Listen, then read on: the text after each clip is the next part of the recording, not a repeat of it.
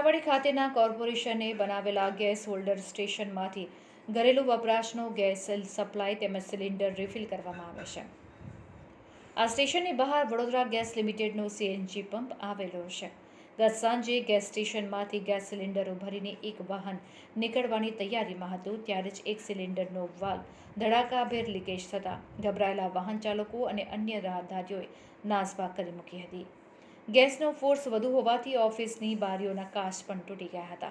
Gas સ્ટેશનને અડીને જ ફાયર સ્ટેશન આવેલું છે, જેથી ગેસ વિભાગ અને ફાયર બ્રિગેડે તરત જ સ્થિતિ સંભાળી લેતા લોકોએ રાહત અનુભવી હતી। જો કે આ બનાવમાં સદનસીબે મોટી જાનહાનિ ટળી હતી।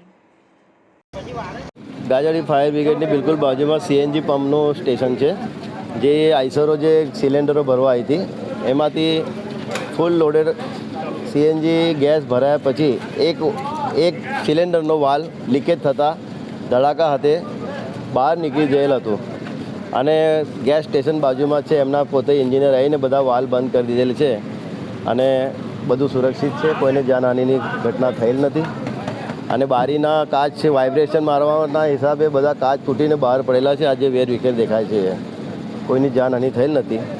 આ બનાવ બનેલ છે। એ ફાયર સેફ્ટી લગાવવામાં આવી હતી, એ યુઝ થઈ?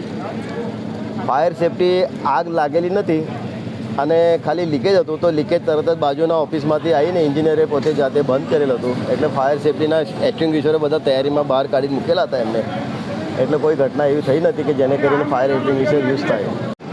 ગેસ સ્ટેશન જે છે વડોદરા ગેસ લિમિટેડનું, ત્યાં આગળ વિવિધ ગાડીઓમાં આપણે ગેસ ભરતા હોઈએ છીએ, એલસીબી ગાડીઓમાં, અને બહાર મોકલતા છીએ।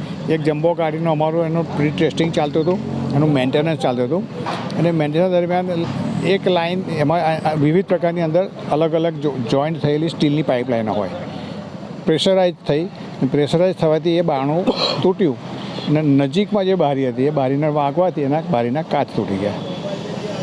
તાત્કાલિક બધી લાઈનો બંધ કરી દેવામાં આવી। ગેસ જે હતો લાઈનોમાં તે બધો બંધ કરી દેવામાં આવ્યો। બાજુમાં જ અડીને જ ફાયર બ્રિગેડ છે, તાત્કાલિક ફાયર બ્રિગેડની ગાડી સ્ટાફ સાથે પહોંચી ગઈ, પણ કોઈ જાતનો એવો બનાવ બન્યો નથી।